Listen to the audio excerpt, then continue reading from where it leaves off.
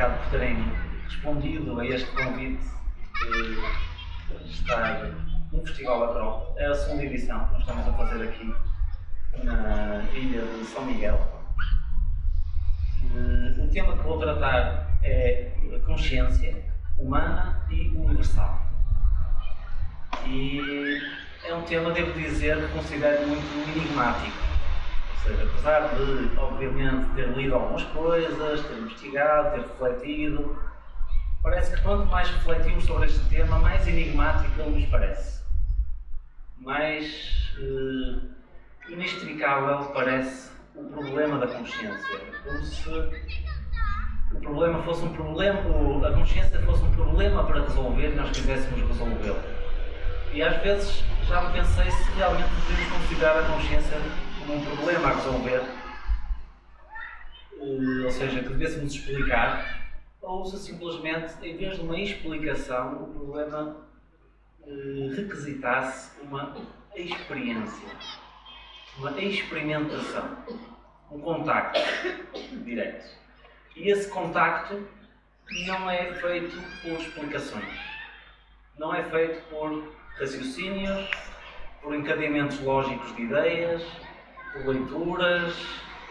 É um contacto muito mais simples, muito mais direto e também muito mais difícil. Apesar de ser simples, o simples também pode ser difícil. Talvez a simplicidade seja o mais difícil de tudo. Complexificar é fácil. Começar a juntar ideias, raciocínios, teorias, a ciência, o que diz a ciência, o que diz a neuropsicologia, o que dizem os budistas, o que dizem os Vedantas, o que dizem os platonistas, enfim. Podíamos complexificar muito e o que acontece é que é um problema que já tem vindo a ser investigado e propostas 1001 teorias desde há séculos ou desde há milénios. E desde a Revolução Científica, século XVII, XVIII, que a ciência prometeu que com a nova abordagem finalmente ia ser possível resolver este problema. E a ciência avança, a ciência descobre como levarmos à Lua, a ciência descobre o que é que existe dentro das células, como é que os corpos se reproduzem, como é que os neurónios funcionam bioquimicamente, como é que o cérebro funciona em múltiplos aspectos. Descobre-se que existem milhares, dezenas de milhares de neurónios, afinal, também no coração. Não só o cérebro tem cérebro, também o coração tem um cérebro, tem neurónios que processam informação, pensam, que, enfim, talvez não sabemos se é aí que está a consciência, afinal de contas, como diziam os antigos, mas também se descobriu que nos intestinos também tem neurónios. Existe o cérebro da barriga, o cérebro do coração e o cérebro da cabeça. E uma mistura disto tudo colabora para produzir este fenómeno tão enigmático que é nós estarmos aqui, abrirmos os olhos, vermos pessoas à nossa volta, objetos, seres vivos, ouvirmos sons, vermos as cores, e ainda mais enigmático, compreender palavras. Alguém imagina dentro de si um significado, uma palavra, faz com que o cérebro imita uma ordem pelo uso dos seus neurónios e nervos, etc., as cordas vocais. Essas cordas vocais fazem com que o ar comece a vibrar. O ar vibra, atravessa o espaço à nossa volta, chega aos ouvidos da outra pessoa e dentro da outra pessoa os ouvidos vão produzir um eco de novo dentro do cérebro que vai produzir uma compreensão, ainda que seja limitada e imperfeita, daquilo que a outra pessoa tinha dito, tinha imaginado dentro de si. Tudo isto está relacionado com consciência. Tudo isto está relacionado com uma capacidade de compreender, de observar, analisar, responder ao entorno. Mas talvez isso ainda esteja aquém da consciência pura. Vamos tentar fazer um caminho de reflexões que não vão estar demasiado preparadas, ou seja, não vou ler um texto, não vou simplesmente, talvez até em construção com o vosso olhar e a vossa responsividade, tentar fazer uma reflexão em conjunto e depois no final também podemos conversar e trocar ideias entre todos. Existe uma visão muito antiga acerca do universo e do ser humano, de que o universo inteiro estaria povoado de almas. Ou seja, as árvores teriam a sua alma, as montanhas, as estrelas, tudo o que existe no universo teria a sua alma. O que é que isso poderia significar? Que talvez tivesse uma dimensão interna.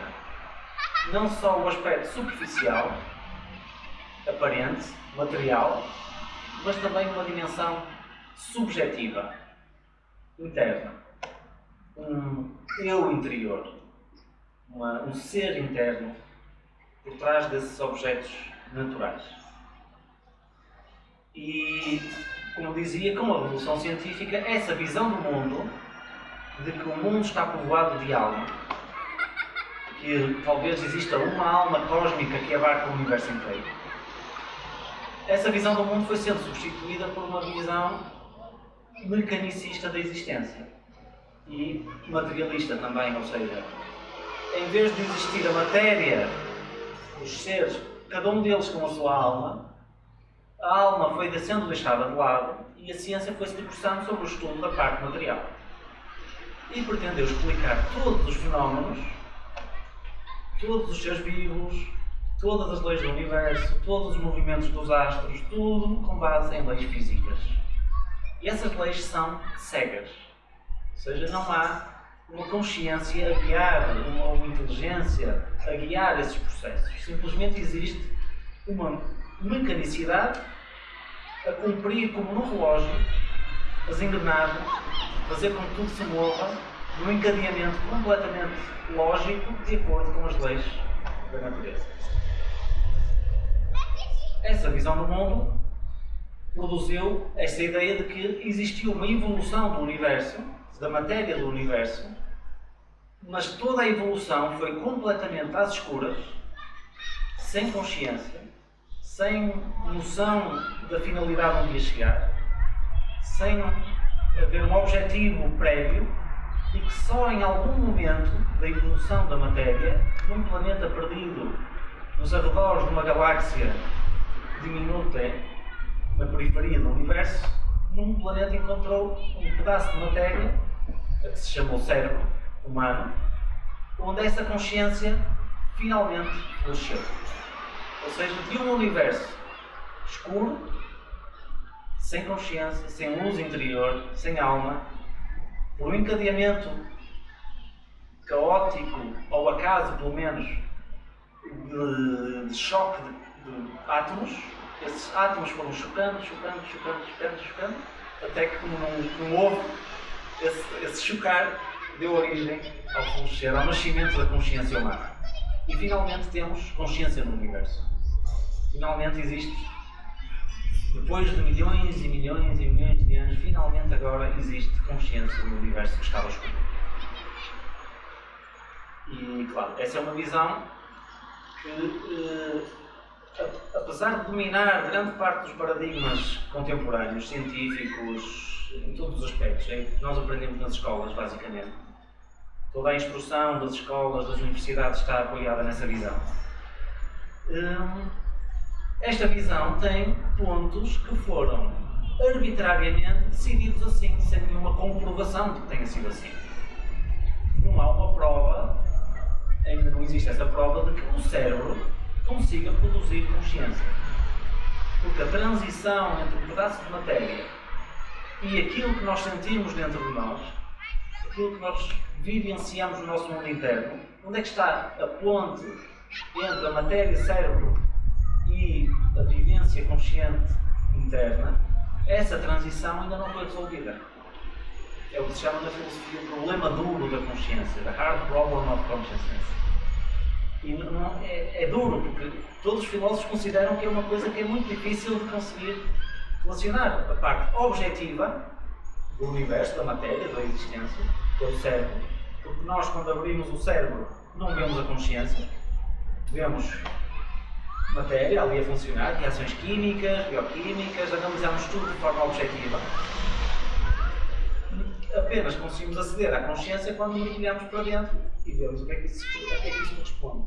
E por vezes tentam fazer analogias entre eletroencefalogramas, entre põem aparelhos à volta do cérebro e dizemos à pessoa, pensa no azul, e uma zona do cérebro aparece quando a pessoa pensa no azul, ou fica ativa. Ou então tem uma experiência sentimental, ou lembra de tal situação da infância, e fazem um mapeamento de todas as zonas do cérebro que correspondem a esses estados mentais. E às vezes dizem, aqui está uma prova de que aquela parte do cérebro é o que produz aquela sensação, aquele fator da consciência. Mas nada nos diz que não é o contrário. Isso também é uma forma arbitrária de dizer onde é que está a causa, onde é que está a consequência. Porque dizemos à pessoa, pensa nisto, e quando a pessoa pensa, aparece aquela zona do cérebro ativada. Então foi o cérebro que produziu o estado mental, ou foi o estado mental que produziu aquele sinal no cérebro? E ficamos nesse impasse. Ficamos sempre naquela dicotomia, qual é a causa, qual é o efeito. E há uma espécie de dualismo entre o interno, subjetivo, e o externo, objetivo, que não conseguimos resolver completamente. Bom, como é que nós podemos superar isto? Como é que podemos tentar ir um bocadinho além desta aparente dualidade? Primeiro, refletir sobre cada uma destas partes. Refletir sobre o que é isso que chamamos matéria e o que é isso que chamamos consciência, que também podíamos dizer que está além da mente, que não é exatamente o pensamento, mas já lá chegaremos. Matéria. O que é matéria? Nós podemos observar a matéria com 5 sentidos. Os 5 sentidos básicos que nos dão acesso ao mundo material. Nós podemos ver um objeto, podemos vê-lo. O que é ver um objeto? É a luz que existe no ambiente, que bate no objeto, vem até aos nossos olhos, produz uma reação na retina, envia um sinal através do nervo óptico, uma parte do cérebro interpreta e forma-se uma imagem, não sabemos onde, mas forma-se uma imagem da garrafa, ou do objeto que observamos. Então, nós vemos o objeto ou vemos a imagem do objeto? Estamos a ver a matéria ou estamos a ver algo subjetivo, interno? Nós nunca vemos o objeto fora da sensação que ele nos produz. Não existe objeto, neste sentido, enquanto não aparece aos nossos sentidos. Nós intuímos que algo lá fora já existia antes de eu o ver. Mas é uma intuição, não é propriamente uma prova última. E ainda assim, ainda que exista algo, ainda que esteja lá algo que é o objeto, nós temos quase a certeza no mundo real que isso acontece, não é? Fechamos os olhos, vocês vão desaparecer, enfim. Mas, ainda que exista o mundo lá fora, esse mundo lá fora não vai ser como nós o vemos. Não vai... A garrafa, o objeto que existe, não é igual à imagem de garrafa que nós temos dentro. Não é a mesma coisa. Existe algo que produziu esta sensação, mas se nós estivéssemos num mundo de cegos, em que não existisse ninguém que visse no mundo, mas continuasse a existir luz, continuasse a existir objetos, continuasse a existir tudo, ninguém ia ter na sua linguagem de explicação do mundo a ideia de cores, a ideia das coisas que são visíveis. Ainda assim elas iam existir à luz, lá fora, as coisas. Mas se não houvesse ninguém que visse, a nossa descrição do universo ia estar limitada aos outros 4 sentidos. Íamos dizer, a realidade material é feita dos fatores olfativos, de paladar, de auditivos, E mais nada. Mas como vemos, incluímos na nossa descrição do mundo material, e os objetos têm cor. Agora imaginem que, em algum momento da evolução, íamos despertar um sexto sentido, desconhecido atualmente, que nos permitisse ver de uma forma completamente diferente. Afinal, a matéria ia ter qualidades, características completamente diferentes. E vocês sabem que as abelhas, por exemplo, veem um comprimento de onda que nós não vemos. O ultravioleta é visível para elas. E elas conseguem ver, por exemplo, nas flores, o pólen reage muito mais ao ultravioleta. Então elas veem o ultravioleta, o pólen, muito mais que nós. Olhamos para uma flor e nós não vemos o que elas veem. Mas elas veem. Então, para nós não existe, para elas existe. E muitas outras coisas. Mas as serpentes veem em infravermelho. Elas de noite conseguem ver. Nós de noite não vemos nada. Onde para nós não existe nada, olhamos e não vemos, as serpentes conseguem ver. E ver que existem coisas. Então, existem partes da realidade que nós não vemos, que nós não acedemos, e este objeto emite luz em todos os comprimentos de onda que nós não vemos. Ou praticamente todos. Talvez os mais energéticos e tal, talvez não, mas ele está a emitir cores, digamos assim, que nós não vemos. Então a imagem que nós temos é sempre uma imagem parcial, limitada. E por isso é que antigas tradições diziam que a nossa observação do universo é sempre uma ilusão. Porque não é completo. Não é a realidade total, tal como existe em si mesma. É simplesmente uma tradução, dentro dos mecanismos limitados de percepção que nós temos, daquilo que existe à nossa volta. Quando nos observamos mutuamente, vocês sabem que a nossa pele está à superfície, está apenas constituída por células mortas. A parte de fora, que é visível, já são células mortas. Então o que nós estamos a ver uns dos outros são as células mortas de cada um. Nós não estamos a ver a vida, o ser completo que existe à nossa volta. Estamos a ver uma dimensão, um fragmento, quase uma película tão superficial, que não podemos dizer que é a realidade. Temos que ir mais fundo. Temos que usar outros sentidos, que não são apenas os sentidos físicos, para tentar ir um pouco mais fundo nessa realidade.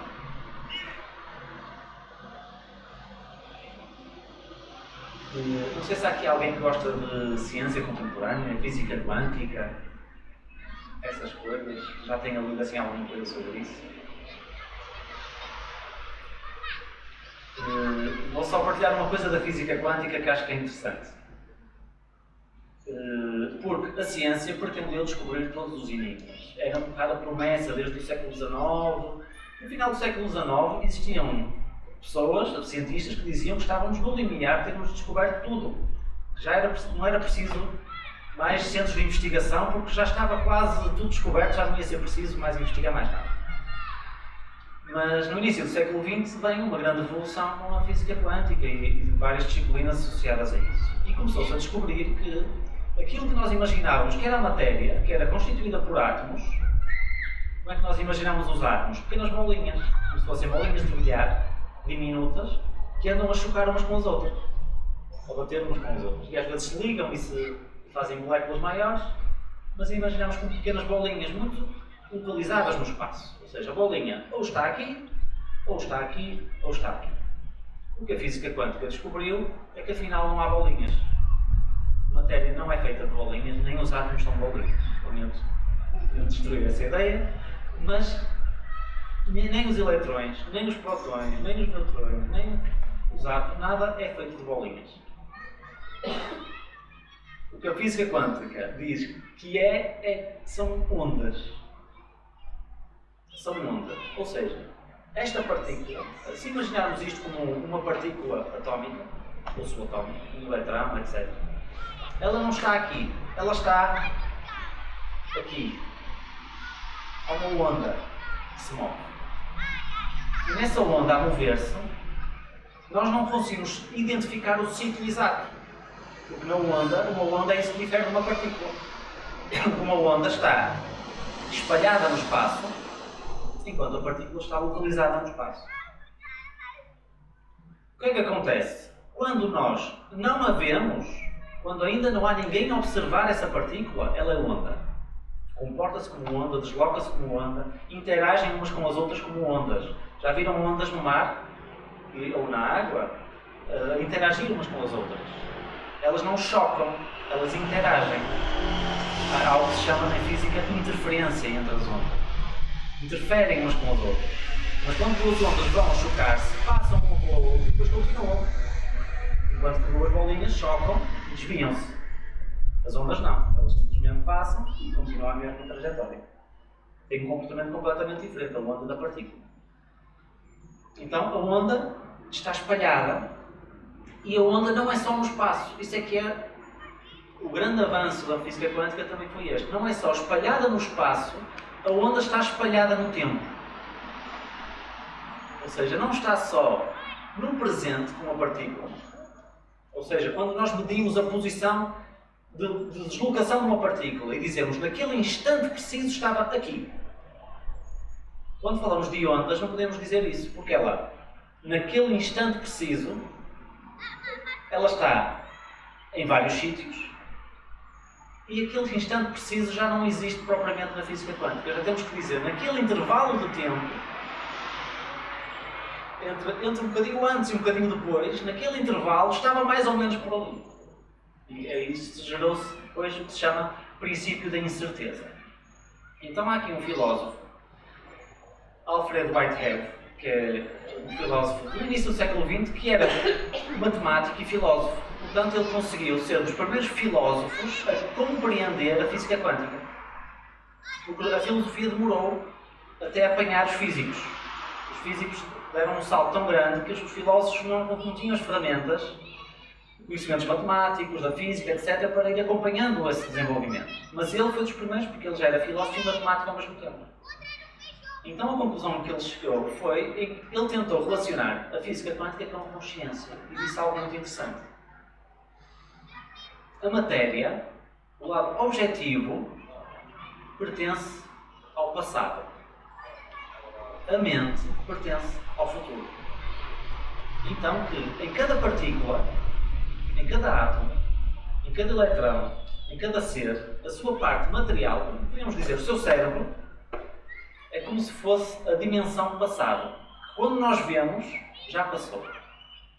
E estamos continuamente a ver. Mas cada detecção, cada visão, cada coisa que nós vemos, já está no passado. É como quando nós observamos alguém, a luz teve que se deslocar daquela pessoa até nós. Então, quando nós vemos, já estamos a ver a pessoa como era antes. Isso acontece com as estrelas. A estrela mais próxima, sem ser o Sol, está a mais de 4 anos-luz de distância. Então a luz demora mais de 4 anos a chegar da outra estrela até nós. Quando nós a vemos, já passaram 4 anos. Estamos a ver o passado. O que nós vemos no mundo material, físico, é sempre o passado. Mas o que nós vemos na mente, no mundo mental, subjetivo, é sempre o futuro. O futuro no sentido específico. É o futuro num mundo de possibilidades. Daquilo que pode ser. Daquilo que pode vir a ser. Isto está na física quântica também. Existem umas probabilidades, enquanto as coisas estão em onda, há uma probabilidade de, quando for detectada, estar num sítio específico. E aí já está no sítio específico. Só quando está no sítio específico, está no passado. Já não está no presente. Então, isto é uma forma que a própria ciência está a tentar construir para eliminar essa dualidade que parece irreconciliável entre o futuro e o passado, entre a mente e o cérebro. Em que o pedaço de natureza que é o cérebro tem também acoplada uma dimensão mental. Na dimensão mental vão-se gerando possibilidades. Aí é que existe, por exemplo, a imaginação. Aí existe a criatividade. Aí existe um mundo de liberdade interna, enquanto que no mundo do cérebro existe o determinismo. Existem os hábitos fixos, existem os automatismos, existe aquilo que já está condensado, com base no passado, com base na experiência do passado, que nos ensinaram, que nos incutiram, aquelas crenças que nos fixam. tudo isso fica fixo no cérebro, fica fixo numa dimensão mais concreta, material da existência, nos condiciona, nos prende. E quando nos conseguimos virar para o outro lado, virar para o mundo interno, subjetivo, entramos no mundo da liberdade. Entramos no mundo da descoberta interna e da criatividade e da imaginação. Mas existem os dois mundos sempre continuamente dentro de nós. Um ensinamento muito antigo também, indiano, fala de uma possibilidade da consciência atravessar vários níveis. Ou seja, que dentro desta visão de que tudo no universo tem dois lados, tem as duas dimensões, não é só o cérebro humano que é consciente, mas toda a matéria tem consciência em algum grau. Este ensinamento muito antigo diz que existe uma consciência própria da rocha, de pedra, mineral, mas que a evolução foi abrindo horizontes de consciência. Primeiro com as plantas, em que as plantas abriram uma nova dimensão que a própria vida, o fluxo de energia dentro da planta, lhe abre um novo grau de consciência, que ainda não é a consciência humana, não é a consciência que nós estamos habituados. Talvez não raciocínio como nós, mas existem já muitos livros, estudos e documentários que falam da inteligência das plantas. Há um documentário e um livro correspondente que é A Vida Secreta das Plantas, ou A Vida Secreta das Florestas ou das Árvores, já não tenho a certeza. Das florestas, das árvores, A Vida Secreta das Árvores. Em que elas têm redes de comunicação pelas raízes que comunicam todas umas com as outras. Quando acontece algo, por exemplo, um incêndio num extremo da floresta, elas começam a comunicar e a dizer: vem aí um perigo. Então começam a transformar-se um pouco para maximizar as hipóteses de se proteger. Ou seja, há uma espécie de consciência ou de comunicação, pelo menos informação que circula, que é interpretada, que é processada e que, por que não, possa estar a ocorrer também com base num ponto subjetivo dentro das plantas. Dentro dessa comunicação. Depois avançamos um grau na evolução e abre-se todo um mundo de consciência, todo um novo horizonte, que é o mundo emocional. Nos animais já não temos apenas a parte vital e física, já temos também um mundo de emoções. De sentir as coisas com uma intensidade diferente dentro de nós. Já sentimos o medo, por exemplo, certos instintos de sobrevivência, de conexão, de afetuosidade, de afeto, de carinho, de amor, de amizade. Então, há todo um conjunto de emoções e sentimentos que se tornam possíveis graças a um mundo emocional que também existe no ser humano, não só nos animais. E, segundo estes ensinamentos, o ser humano seria uma categoria que já conseguiu captar uma certa dimensão da consciência que os outros seres não teriam, que é o mundo da razão, da racionalidade, em que a consciência, já podemos ser conscientes do mundo mental, de pensamentos, de palavras, de construção de discursos, e isso de construção de símbolos também é muito importante. Conseguirmos simbolizar as coisas, fazer com que as coisas representem outras.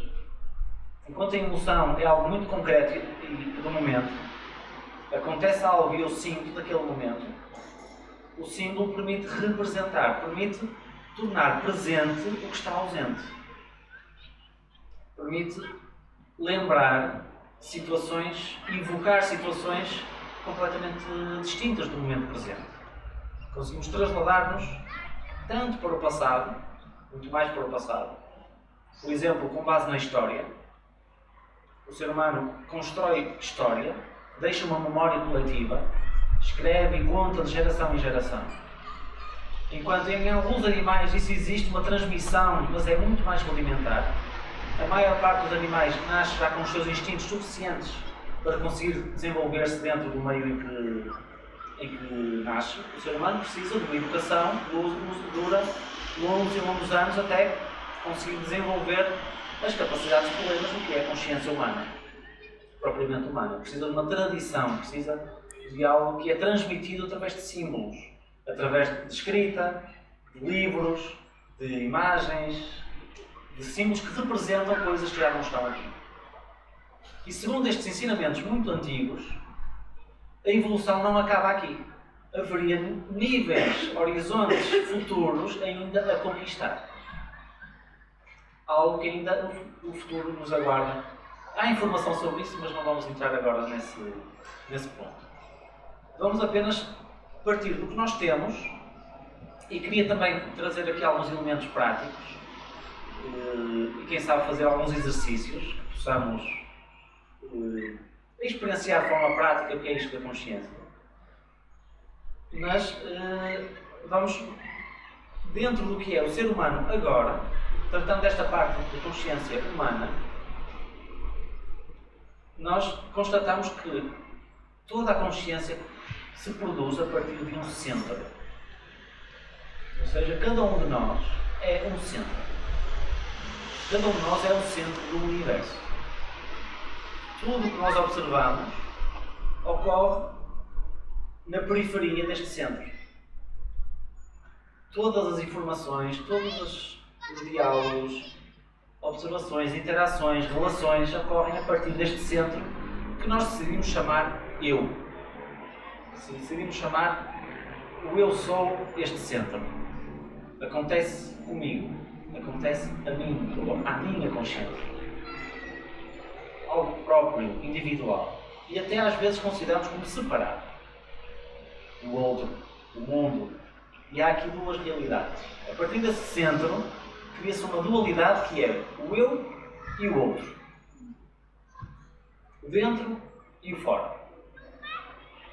Mas este centro pode estar em diversos sítios. Nós podemos colocar o nosso centro, o nosso eu, simplesmente, por exemplo, na nossa dimensão física e dizermos: eu sou o meu corpo. Eu sou a minha parte física. E identificarmos com o corpo e dizermos: eu sou o corpo. E isso vai nos fazer com que as nossas dores sejam muito mais intensas, por exemplo. Quando estamos mesmo muito identificados e temos a consciência do corpo, quando algo nos dói, nós não conseguimos dominar. Quando temos fome, não conseguimos evitar comer. Porque a consciência o eu está tão misturado com o corpo que nos move, aqueles instintos que são físicos ficam muito agarrados a essa consciência. Então a consciência está continuamente a ser chamada pela parte física. Nós podemos levar esse eu, às vezes até coisas externas, não só o corpo, às vezes é as nossas posses. Identificamos com a conta bancária, com o carro que temos, a casa que temos e dizemos: o meu eu é deste tamanho. O meu eu tem muita coisa, o meu eu é muito grande. Mas se por um acaso do destino ficássemos sem todas essas coisas, o que é que nós éramos realmente? Quem seríamos se não tivéssemos nada? Aí começa se calhar a estar mais perto do eu verdadeiro. Um bocadinho mais verdadeiro, pelo menos. Porque é mais nosso, não é? Nada nos pode tirar. Então vamos mais para dentro, podemos identificar-nos com o nosso mundo emocional. Podemos dizer: eu sou as minhas emoções. Eu sou os meus sentimentos. Aquilo que eu sinto é o que é real. Se eu sinto, é verdadeiro. Se eu sinto, está mesmo a acontecer. Se eu sinto, é onde eu estou. É onde eu vivo. E às vezes cada um de nós vive em várias situações ao longo do dia. Às vezes acontece-nos alguma coisa e o nosso centro, o nosso eu, fica naquele centro. Fica naquele turbilhão de emoções. E ali está o nosso eu. E a nossa consciência toda fica absorvida por aquilo. Mas se nós conseguíssemos captar que existem outras dimensões, esse turbilhão podia acontecer, mas nós conseguimos dar um passo atrás e dizer: espera aí, existe algo em mim que não se deixa afetar por este mundo emocional. Ele acontece, mas eu vou dizer: vou respirar, vais acalmar, tem calma, serena-te, eu é que te domino, não és tu que me dominas. Então, quando conseguimos ir mais atrás, aí dizemos ver as coisas de forma mais racional, mais objetiva, já demos um passo mais no nosso interno. Ao objetivarmos as coisas, conseguimos ver as coisas de forma mais calma, ordenada. Começamos a dar ordem ao nosso mundo emocional. E aquilo deixa de ser tão irregular tão caótico e começamos a organizar o nosso mundo. Quando dizemos, este pico é demasiado alto, vou-me acalmar um pouco. Ou estou demasiado em baixo, não me vou deixar ir tão abaixo. Vou-me levantar. Vou levantar as emoções, vou ter entusiasmo, olhar para as coisas boas da vida, porque a vida tem sempre coisas boas, então vou reconstruir a consciência de forma mais equilibrada. Mas isso é preciso a racionalidade, ir guiando e dizendo o que fazer ao mundo emocional. Como é que nós guiamos a razão? Porque a razão também não é o fim da história. Nem ficamos iluminados com a consciência pura por sermos muito racionais. Às vezes uma pessoa racional também é muito fria. É muito calculista, manipuladora, enfim, também a razão pode ser usada de mil e uma maneiras negativas. Então vai-se ter que equilibrar todos estes planos, mas existe algo ainda acima da razão que também tem que guiar a razão e guiar tudo o resto. Como é que nós podemos chamar essa dimensão superior? Os filósofos chamam a isso a nossa dimensão ética. Ou seja, é possível desenvolver uma consciência ética, ou um eu ético. Esse eu ético é um eu que compreende mais profundamente, que tem consciência de certos princípios éticos e que se deixa guiar por eles. A consciência do que é justo. Pelo menos num esforço interno. Um esforço interno de perceber o que é que seria o mais justo nesta situação. Há sempre essa possibilidade. Podemos nos deixar levar por o que é que seria o mais vantajoso para mim. Isso é uma parte mais calculista. É a razão inferior a funcionar. O que é que seria mais prazeroso para mim? Isso já é uma parte mais emotiva. Ou seja, podemos deixar guiar a nossa ação por dimensões inferiores da consciência, por instintos, pelo medo, pelo instinto de proteção, porque se calhar já nos feriram, não quero que me firam outra vez, então se calhar até nem vou fazer o que devo, o que seria correto porque vou ter esse medo. Ou então podemos ligar a nossa consciência, o nosso eu, a essa dimensão superior, o que é justiça, o que é verdade, o que é o bem. E isso, estando aí o nosso eu, ou seja, o centro verticaliza-se, sobe, há um estado elevado de consciência e a partir desse eu superior vamos organizar a nossa vida, vamos decidir, vamos interagir com os outros, vamos nos relacionar, tomar as opções de vida, com base nessa construção a partir do alto. E isto é o que nós, na Nova Acrópole, construímos através do que chamamos filosofia.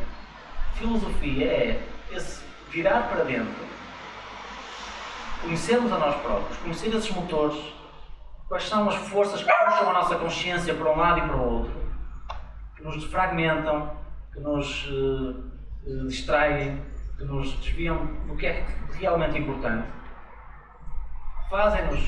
Esta filosofia faz-nos não só conhecer-nos, mas apontar-nos a uma direção mais idealista da existência, a um ideal. Porque se nós temos que chegar a algum lado, ainda não sei se temos que chegar a algum lado, mas isso é outra das coisas que possa existir ainda acima da ética, que é a ideia de que existe uma evolução, que existe um caminho, que existe uma convergência para a unidade, uma convergência para o uno que abarca o universo inteiro. E isso é o que emana as forças éticas, no fundo, porque a ética responde a um espírito de unidade, responde a um espírito de harmonia, de conjugação de todas as coisas, de todas as diferenças, de podermos todos viver da melhor forma possível em conjunto, caminhando em direção a essa dimensão mais elevada. Então, a partir dessa busca de um ideal de unidade, um ideal de concórdia humana e universal, vamos construindo um caminho. Nós estamos no autoconhecimento num certo ponto, temos defeitos e temos virtudes, temos falhas e temos forças, estamos nesse ponto, mas podemos dizer, nós podemos ir mais além. Então temos que traçar uma rota entre o ponto em que nós estamos agora e o ideal que escolhemos para nós. Com esses dois pontos, traçamos uma reta e começamos a delinear um caminho. E o que a filosofia nos dá é ferramentas para trilhar este caminho. Ferramentas para nos conhecermos melhor, ferramentas para nos relacionarmos melhor, para compreender certas coisas que nos acontecem na vida. Porquê é que eu tenho que sofrer? Como é que eu posso lidar com o sofrimento? Como é que eu posso superar situações difíceis? Como é que eu posso escolher caminhos para a vida? E tudo isso é o que nós chamamos uma caminhada em direção à Acrópole que temos dentro. Acrópole significa cidade alta. E em nós existem as cidades baixas, existem os nossos mundos inferiores que são mais escuros, como se fossem cavernas dentro de nós. Como falava Platão, existe essa caverna interna onde todos vivemos. Mas também existe um sol lá fora. Existe uma luz que nos chama, existe uma dimensão superior que se chama constantemente por nós. Já não sei se é através do cérebro, se é através do coração, mas isso talvez não importe, chama de todas as maneiras. E o que temos é que procurar esse sol dentro de nós e caminhar para ele. Irmos construindo esse caminho em direção à Acrópole interna, que não é só nossa, mas é uma Acrópole conjunta. É um sítio onde vivemos, um sítio mais elevado, mas não vivemos sós. Temos outros seres humanos que procuram também essa busca, que procuram esse caminho e procuram, depois de encontrar um bocadinho dessa luz, transmiti-la aos outros que haja à sua volta.